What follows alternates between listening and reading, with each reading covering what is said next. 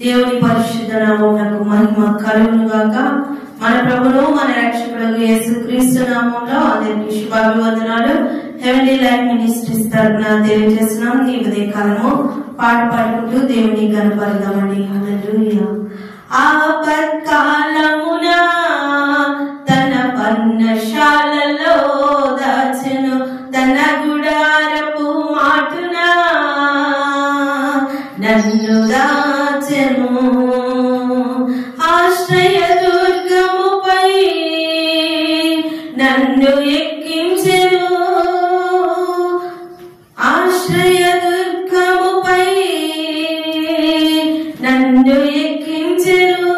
యెహోవా నా ప్రాణదుర్గము, నేను ఎవరికి వెరతును. నా చేయి విడువని దేవుడుండగా నేను భయపడను. యెహోవా నా ప్రాణదుర్గము, నేను ఎవరికి వెరతును. నా చేయి విడువని దేవుడుండగా నేను భయపడను. లెక్కించలేని అద్భుతములు మక్కువతో చేసిన దేవా, నీవు చేసిన కార్యములకై నేనేమి అర్పింతును. లెక్కించలేని అద్భుతములు మక్కువతో చేసిన దేవా, నీవు చేసిన కార్యములకై నేను ఏమి అర్పింతును.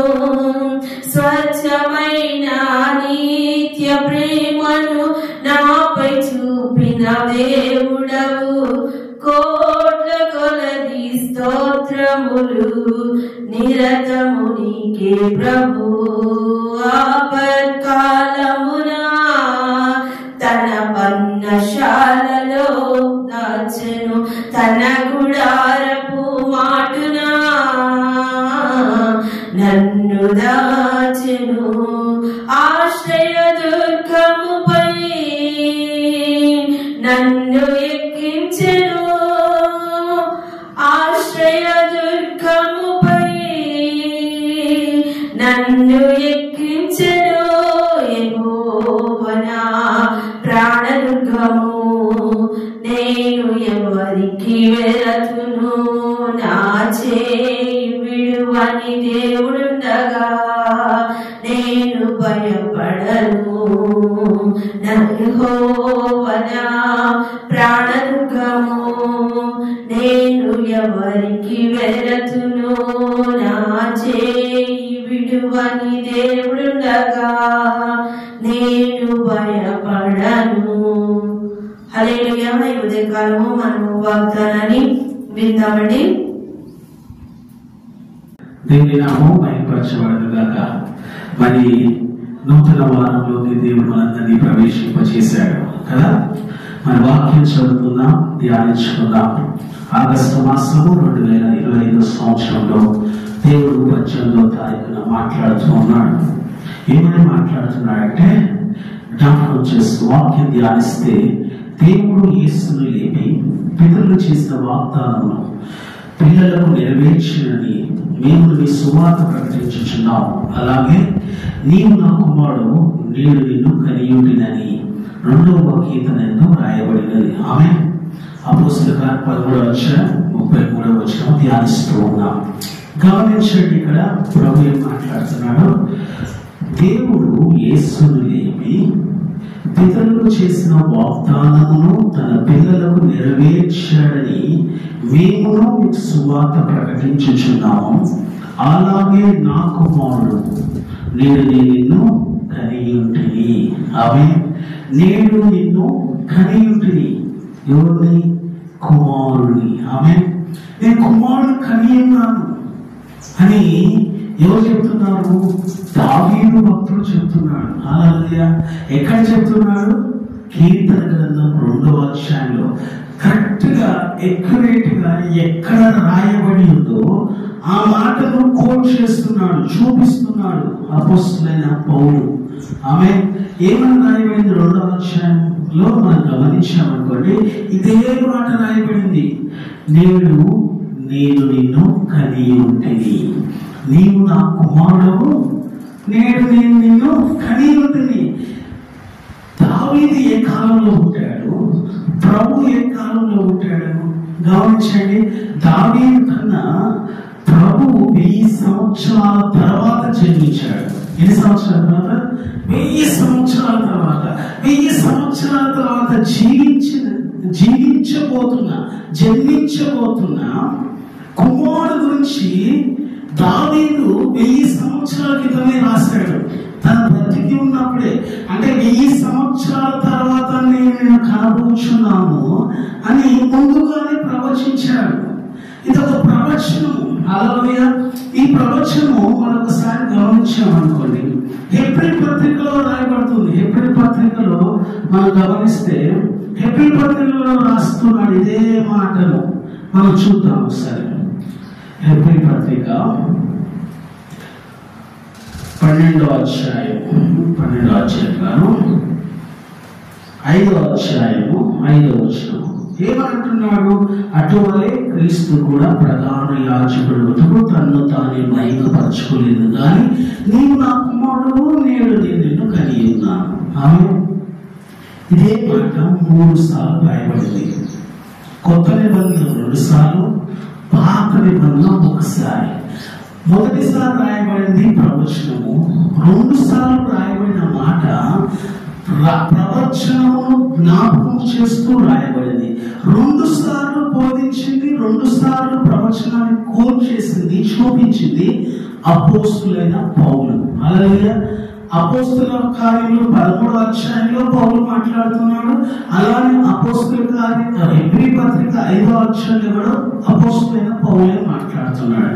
ఇది గమనించి దేని గురించి మాట్లాడుతున్నాడు? ప్రవచనం గురించి మాట్లాడుతున్నాడు. ప్రవచనపు నెరవేర్పు గురించి మాట్లాడుతున్నాడు. ప్రవచనపు ముగింపు గురించి మాట్లాడుతున్నాడు. హల్లెలూయా. ఆ ముగింపు ఏమైందంట? 2 విధాలుగా రాయబడింది. మొదటి విధానం ఇక్కడ రాయబడింది. ఏమని? దేవుడు యేసును లేపి పితరులకు చేసిన వాగ్దానమును మన పిల్లలకు నెరవేర్చి ఉన్నాడు. ఆమేన్. అది మొదటిది. ఆ నెరవేర్పులు అంటే దేవుడు చేసిన వాగ్దానము నెరవేర్చబడటము. మరి రెండోది మనం గమనించామనుకోండి, 2వ ప్రవచనం ఎలా నెరవేర్చబడుతుంది?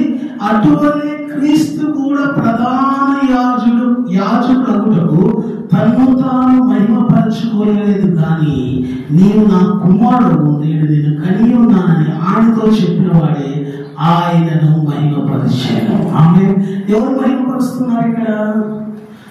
దావీదు ప్రవచిస్తూ దేవుడిని మహిమపరుస్తున్నాడు. ఆమె అంటే ప్రవచించిన వాడు మహిమపరచుకోవట్లేదు, ప్రవచనము చెప్పిన వాడి గురించి, ప్రవచించిన వాడి గురించి, మహిమల గురించి మాట్లాడుతున్నాడు. ఆమె బైబిల్ గ్రంథం అంతా ఒక వ్యక్తిని చూపిస్తుంటది. ప్రతి ప్రవచనం లేకపోతే ప్రతి లేఖనము క్రీస్తుని చూపిస్తుంటది.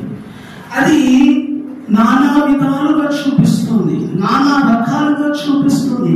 ఇక్కడ చూపించినప్పుడు ఎలా చూపిస్తుంది? వాగ్దానం సంపూర్తి చేయబడటానికి, వాగ్దానం ద్వారా ఆయన మహిమపరచబడటానికి, ఆయన ప్రధాన యాజకుడుగా కనపరచబడటానికి, ఆయన దేవుని కార్యము సంపూర్తి చేయటానికి, దేవుని వారసులను ఏర్పాటు చేయటానికి ఈ ప్రవచనము నెరవేర్చబడింది. ఆమె మరి మన జీవితంలో ఈ ప్రవచనము ధ్యానించడం వల్ల మనకు కలిగే మేలేంటి?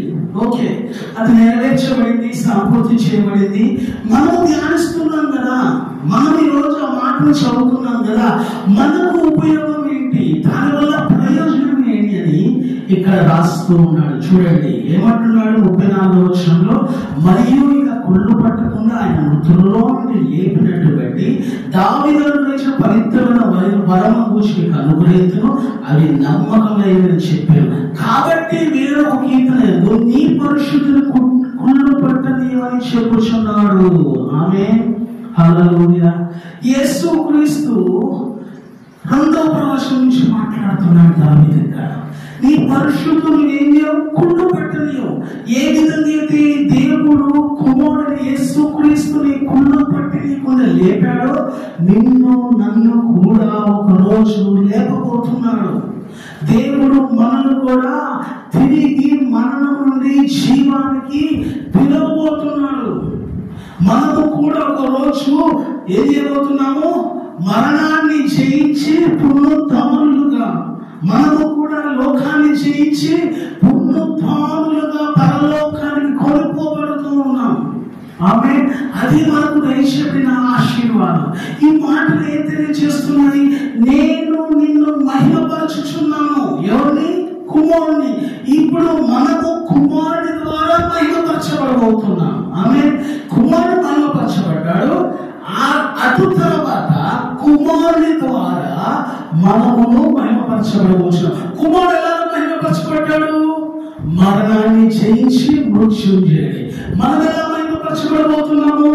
ఈ లోకంలో నుంచి రూపాంతర స్థితికి వెళ్ళి మనమందరము మహిమా శరీరాన్ని ధరించి మనము కూడా పరలోకంలోకి ప్రవేశించడం ద్వారా మనము కూడా మహిమపరచబడవచ్చు ఉన్నాము. ఆమె దేవుడి మాటలతో మనందరినీ దీవించును కాక. ప్రార్థన చేద్దాం.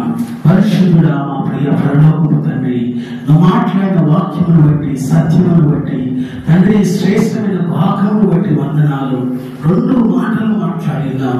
కుమారుని నేను కనియుంటిని అని మాట్లాడుతున్నాం. ప్రభా, అలాగనే తండ్రి నీకు వందనాలు. నీ పరిశుద్ధుని కుళ్ళు పట్టని మాట్లాడుతున్నావు. నీవు కూడా మమ్మల్ని కని ఉన్నావు. నీవు కూడా మమ్మల్ని కుళ్ళు పట్టని వాగ్దానం ఇచ్చావు.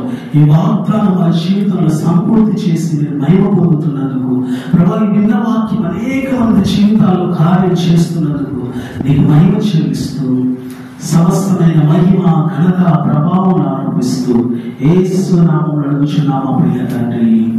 ఆమేన్. అందరికీ praise Lord. Pastor Soman Raj YouTube channel like చేయండి, షేర్ చేయండి, కామెంట్ చేయండి. దేవుడు అందరికీ దీవించును గాక.